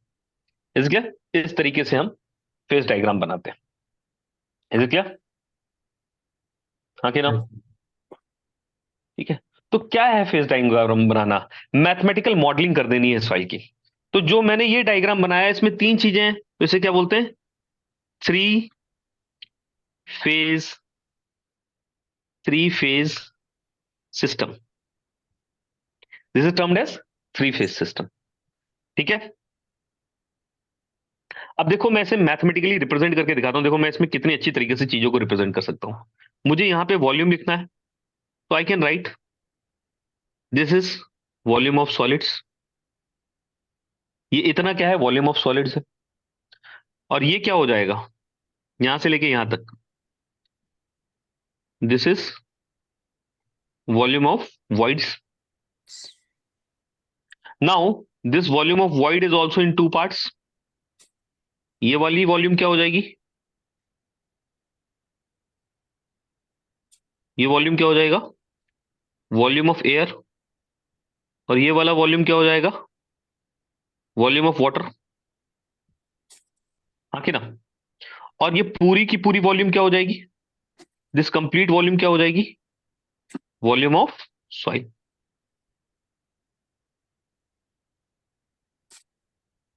हाँ कि ना? Am I correct? यानी कि पूरी वॉल्यूम होगी वॉल्यूम ऑफ सॉइल। इस वॉल्यूम ऑफ सॉइल को मैं दो चीजों से मिलके बना सकता हूं। किन चीजों से मिलके? Volume of solids plus volume of voids. तो volume of solids, volume of solid plus volume of voids. अच्छा, कुछ लोग ये गलती करते हैं, जब भी मैं वॉल्यूम ऑफ सॉलिड बोल रहा होता हूं, तो उनके दिमाग में वॉल्यूम ऑफ सॉइल ही चल रहा होता है। वॉल्यूम ऑफ सॉइल का मतलब है पूरी सॉइल की बात करना। और वॉल्यूम ऑफ सॉलिड का मतलब क्या है? उस पूरी सॉइल के सिर्फ सॉलिड्स की बात करना। तो जब मैं वॉल्यूम ऑफ सॉलिड बोल रहा हूं तो आप एक काम करो, एकदम स्पेसिफिकली उसके सॉलिड्स की बात कर रहा हूं मैं, पूरी सॉइल इमेजिन मत करो। जब मैं बात कर रहा हूं कि वॉल्यूम ऑफ सॉलिड्स, तो आपके दिमाग में सिर्फ उस सॉइल के सॉलिड्स नजर आने चाहिए कि आप उसके सॉलिड्स की बात कर रहे हो। Getting my point? तो वॉल्यूम ऑफ सॉइल दो चीजों से मिलकर बनती है, volume of solids plus volume of voids. और ये जो वॉल्यूम ऑफ वॉइड्स हैं, थ्री फेज सिस्टम के केस में, ये वॉल्यूम ऑफ वॉइड्स दो चीजों से मिलकर बनेंगे। कुछ तो वॉल्यूम वॉल्यूम ऑफ वाटर होंगे और कुछ तो वॉल्यूम वॉल्यूम ऑफ एयर होंगे। Is it clear? Yes, sir. ठीक है। अगर ऐसे ही मैं मास के टर्म्स में लिखूं तो देखना सॉइल का मास मैं कैसे लिख सकता हूं। This is mass of water, mass of solids, this is mass of water, ठीक है, and this is mass of air. अब जरा ध्यान से सुनना, डेंसिटी ऑफ एयर कितनी होती है? Generally density of air is 1.2 kilogram per metre cube. Density of water कितनी होती है? 1000 kilogram per metre cube. Density of solids कितनी होती है? अगर सॉइल के सॉलिड्स की बात करें, it is 2000 kilogram per metre cube, 2200 kilogram per metre cube approximately, इस रेंज में होती है। तो देखो, एयर का मास पर यूनिट वॉल्यूम बहुत कम है क्या इन कंपैरिजन टू अदर्स? ये 1 रुपया है, ये 1 रुपए है, और ये 1000 2000 रुपए है। तो 1 रुपए की कोई वैल्यू है नहीं। यानी कि एयर का मास बहुत कम होता है सॉलिड और वाटर के कंपैरिजन में। इसीलिए जब सॉइल के मास को कंट्रीब्यूट माना जाता है तो हम मान लेते हैं कि एयर का मास 0 है। Getting my point? और मास ऑफ सॉइल किससे कंट्रीब्यूट करता है? मास ऑफ सॉइल सिर्फ दो चीजों से कंट्रीब्यूट करता है, मास ऑफ सॉलिड और मास ऑफ वाटर। यानी कि थ्री फेज सिस्टम में अगर आप मास ऑफ सॉइल लिखेंगे तो आपको दो चीजों का मास पता करना पड़ेगा, उसके अंदर सॉलिड्स कितने हैं और उसके अंदर वाटर कितने हैं। क्योंकि mass of air is ignored. Why it is ignored? Because density is very small. Clear है मेरी बात? Is it clear to everyone?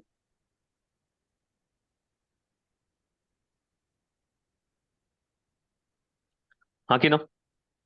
Yes, sir. Yes, sir. Yes, sir. ठीक है। ये मैंने बनाया आपको three phase system, three phase system, ठीक है। तो थ्री फेज सिस्टम के अंदर क्या है? सॉलिड्स भी है, वाटर भी है और एयर भी है। वॉइड्स किस किस से मिलके बने हुए हैं? एयर और वाटर से मिलके बने हुए हैं। अब मैं एक और सिस्टम बना के दिखा रहा हूं, to phase system. To phase system में क्या होगा? सिर्फ दो चीजें होंगी। Getting my point? अब टू फेज सिस्टम कैसे हो सकता है? या तो मैं सारा का सारा वाटर हटा दूं तो सॉइल के अंदर क्या बचेगा? सॉलिड्स और एयर बचेंगे क्या सिर्फ? हाँ कि ना? अगर मैं ओवन में रख के सारा का सारा पानी उड़ा दूं तो सॉइल के अंदर क्या बचेगा? सिर्फ सॉलिड्स और एयर बचेंगे क्या? Yeah. तो ऐसी सॉइल को क्या बोलते हैं? Dry state. Dry state soil, dry soil या ड्राई स्टेट। तो ड्राई स्टेट में क्या होता है?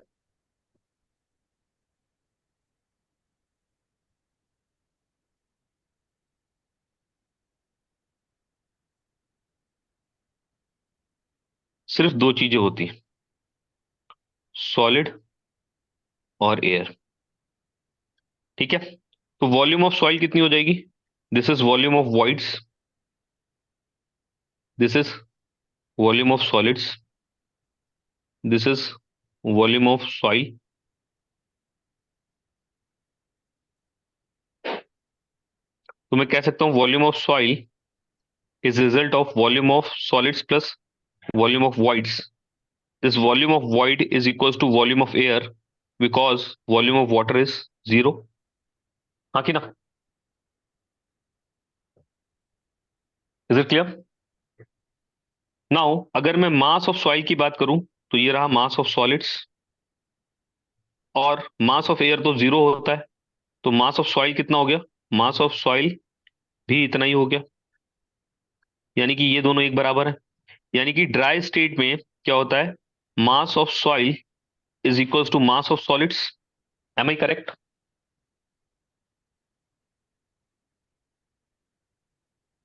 हाँ कि ना? Yes, sir. तो एक तो सिस्टम हमने देखा three phase system. Three phase system के अंदर दो चीज थी, सॉलिड्स थे और वॉइड्स थे।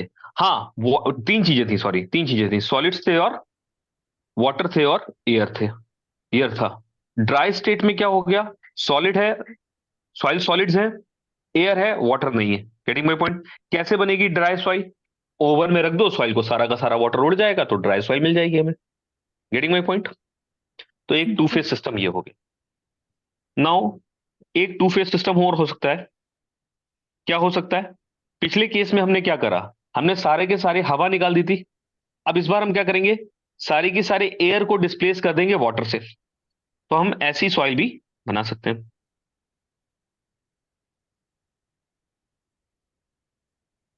देखना क्या कहना चाह रहा हूं मैं ये कहना चाह रहा हूं, देखो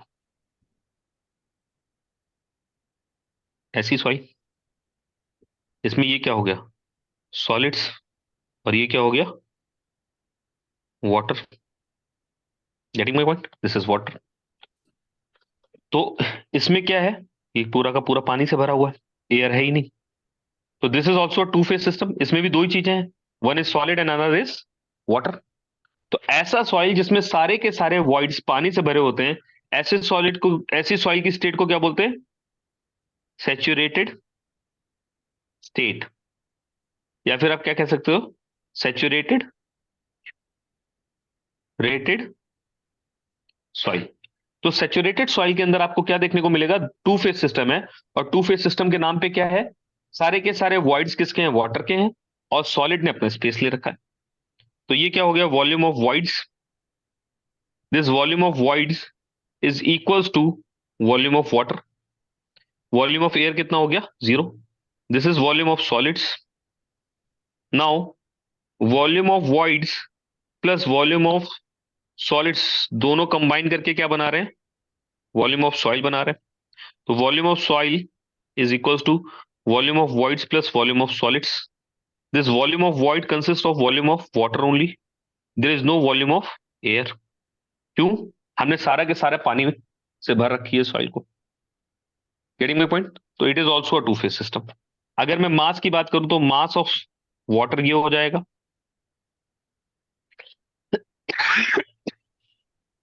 और मास ऑफ सॉलिड ये हो जाएगा क्या?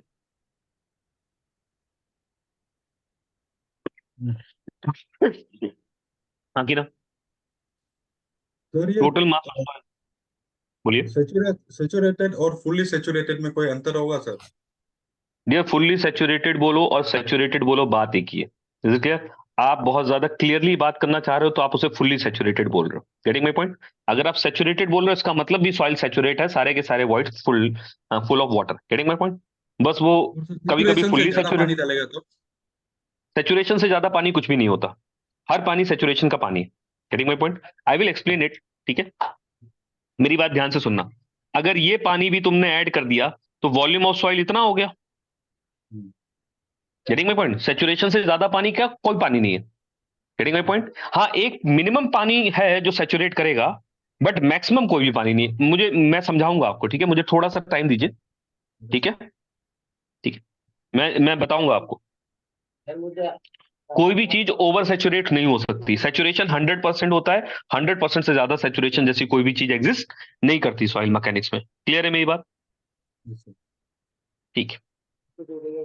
तो चाहे कोई फुल्ली सैचुरेटेड बोले चाहे कोई सैचुरेटेड बोले, मतलब एक ही है। जब कोई फुल्ली सैचुरेट होकर बोल रहा है तो वो ये चाह रहा है कि आप पार्शियल सैचुरेशन ना समझ लो। पार्शियल सैचुरेशन ना समझ लो यानी कि ये ना समझ लो कि कुछ जगह पे हवा है। सैचुरेट बोलने का मतलब क्या है? कोई भी हवा नहीं है। फुल्ली सैचुरेट बोलने का मतलब भी क्या है? कोई भी हवा नहीं है। No air void is available. Am I clear to you? क्या मेरी बात आपको क्लियर हो रही है? Yes, sir. ठीक है डियर, चलिए। तो this is to phase system. अगर मैं मास के बाद वाइज लिखूं तो मास ऑफ सॉइल किससे मिलके बना? Mass of water plus mass of solids. हाँ कि ना? जी सर। हम्म। एक और टू फेज सिस्टम भी बना सकता हूं क्या मैं? कोई और टू फेज सिस्टम बना सकता हूं? मुझे ये बताओ, मैंने पहला टू फेज सिस्टम कैसे बनाया था? एयर को रिमूव कर वाटर को रिमूव कर दिया था।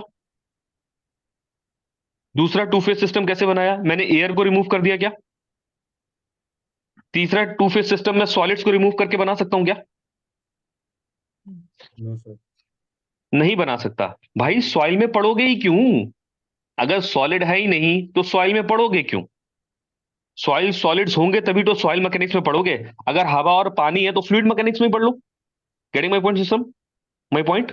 तो ऐसा कोई भी टू फेज सिस्टम नहीं एग्जिस्ट करता जिस सिस्टम में सॉलिड्स हो ही ना। Getting my point. इसीलिए सिर्फ दो टू फेज सिस्टम एग्जिस्ट करते हैं। एक टू फेज सिस्टम क्या है, जिसमें एयर वॉइड्स है, वाटर वॉइड जीरो है, दैट इज ड्राई सॉइल। दूसरा टू फेज सिस्टम क्या है, सैचुरेटेड सॉइल, जिसमें एयर वॉइड्स नहीं है, वाटर वॉइड्स है। क्लियर है मेरी बात। कोई भी third to phase system exist नहीं करता, और कोई टू फेज सिस्टम एग्जिस्ट नहीं करता। तो थ्री फेज सिस्टम पढ़ लिया, टू फेज सिस्टम पढ़ लिया। क्या वन फेज सिस्टम बना सकते हैं हम, हाँ कि ना। क्या हम लोग वन फेज सिस्टम बना सकते हैं। वन फेज सिस्टम में क्या होगा, पूरी की पूरी स्पेस किसने ऑक्यूपाई कर रखी होगी, सॉलिड ने ऑक्यूपाई कर रखी होगी। क्या ऐसी सॉइल हो सकती है कि सारी की सारी जगह पे सॉलिड्स ही हो, नहीं। वॉइड होना जरूरी है, मैंने पहले ही बताया। सॉइल मैकेनिक्स की मिनिमम रिक्विसाइट्स क्या है, कि एयर वॉइड, कि वॉइड होने चाहिए। Getting my point. ऐसा ना हो कि वॉइड हो ही ना, अगर वॉइड नहीं है तो जाओ रॉक मैकेनिक्स में पढ़ो आप। Getting my point. We can not read it in, we can not study it in soil mechanics. क्या मेरी बात समझ पा रहे हैं, यानी कि वन फेज सिस्टम एग्जिस्ट नहीं करता है। ठीक है क्या, is it clear to everyone. Yes, sir. चलिए, आज के लिए इतना ही रखता हूं, ठीक है। कल 8:30 से स्टार्ट करूंगा। अभी मैंने फेज सिस्टम तक बताया, फेज डायग्राम तक बताया है आप लोगों को। कल मैं प्रॉपर्टीज बताऊंगा, कल मैं सारी प्रॉपर्टीज कंप्लीट करूंगा। ठीक है क्या, यस सर। एनी अच्छा डाउट। सर, सर हाँ वो बात कीजिए, बोलिए। ये स्लाइड नंबर 2 या 3 में था specific gravity of fine soil grain, sir वो एक बार दिखाना। डियर, वो अभी मैंने उसको बहुत ज्यादा अच्छे से एक्सप्लेन नहीं करा है, क्योंकि अभी आपको स्पेसिफिक ग्रेविटी नहीं पढ़ाया है। मैंने उसे एज ए नोट लिखवाया है, वो एक बहुत इंपॉर्टेंट एमसीक्यू है ये वाला, ठीक है। फिर भी मैं वो डिस्कस कर सर लूँ। देख लेते हैं सर। हाँ। Generally specific gravity of fine grain soil is more than the coarse grain soil, as fine grain soil is formed by chemical weathering. ठीक है। आप कभी भी इंटरनेट पे देख रहे होगे तो आपको इसका उल्टा पढ़ाया जाएगा, ठीक है। मैं जो चीज बता रहा हूं, मैं ये बहुत इंपॉर्टेंट है, this is a star thing, बहुत अच्छी चीज है। पहले मैं भी इसको गलत समझता था। फिर एक बुक है मोनू बुद्धू करके, उसमें मैंने इसको सही पढ़ा है। ठीक है। तो मैं आपको इसके बारे में डिस्कस करूंगा ये। अभी मुझे स्पेसिफिक ग्रेविटी समझाने दो, then I will explain. Sir ठीक है क्या, जी बोलिए। सर, ये सर जो फाइन ग्रेन सोइल है सर, ये दोनों सर मतलब एक एक ग्रेन को लेके सर बोल रहे हैं ना सर। नहीं, पूरे सॉइल को, हाँ, एक एक ग्रेन को लेके भी बात कर सकते हो, you can talk about one grain also. ठीक है। तो सर दोनों का कॉम्पोजिशन सेम होगा, अगर सेम पार्टिकल होगा सर, मतलब केमिकल कॉम्पोजिशन एंड ऑल, तो नहीं, फिर तो बात ही नहीं कर पाएंगे, फिर तो दोनों की स्पेसिफिक ग्रेविटी एक बराबर हो जाएगी। Getting my point. मैंने यहां पर क्या बोला है, generally specific gravity of fine grain soil is more, because एक केमिकल वेदरिंग से बन रहा है, और course grain soil generally chemical weathering से नहीं बनता। Getting my point. वो जनरली फिजिकल वेदरिंग से बनता है। अगर वो फिजिकल वेदरिंग से बनता है तो उसके अंदर सिलीशियस मिनरल्स होंगे, और अगर उसके अंदर सिलीशियस मिनरल्स होंगे तो वो हल्के होंगे। बट फाइन ग्रेन सॉइल जो बन रही है वो जनरली केमिकल वेदरिंग से बन रही है, और केमिकल वेदरिंग से बनने की वजह से इसमें से सिलीशियस मिनरल्स निकल जाएंगे, हल्के मिनरल्स निकल जाएंगे, और सिर्फ भारी भारी मिनरल्स रह जाएंगे। अगर सिर्फ भारी भारी मिनरल्स रह जाएंगे तो जनरली फाइन ग्रेन सॉइल आपको कैसी देखने को मिलेगी, जिसकी स्पेसिफिक ग्रेविटी ज्यादा होगी। Are you getting my point. समझ पा रहे हैं आप मेरी बात को, जी ठीक है। सर। अभी एक बार मुझे स्पेसिफिक ग्रेविटी पहुंचने दीजिए आप बस, ठीक है। समझ में आ रहा है सबको, everyone of you. Yes, sir. ठीक है। Yes. किसी को कोई डाउट होने से मुझसे पूछिए।